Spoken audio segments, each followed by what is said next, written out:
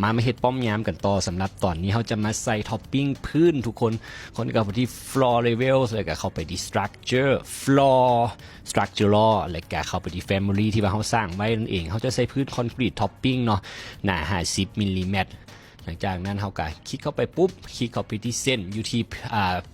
แถบ modify create เนาะสร้างเส้นเนาะการใส่พื้นนี่เขาก็ใส่ตามตัวจริงเขาจะครอบเอาเฉพาะ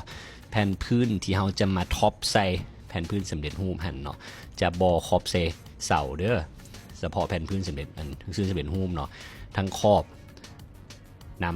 ำจะเป็นเททับพื้นสำเร็จรูปมันก็จะมีเป็นแผ่นเข้าไปแล้วก็บอกพื้นสำเร็จรูปเข้าไปน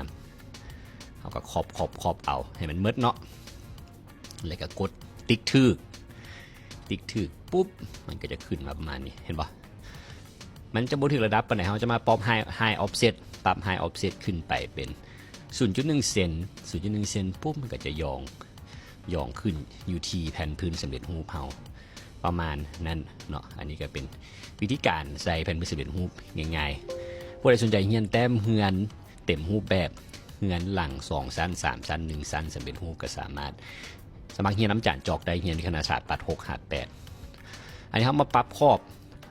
เห็นบอพื้นสำเร็จรูปมันจะมีทั้งขอบหนาขึ้นนะเนาะเขาก็ปรับเพิ่มความหนาเข้าไป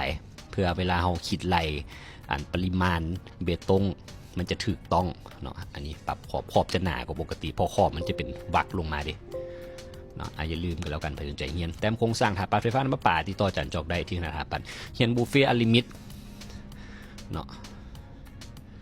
แล้วติดตามตอนต่อไป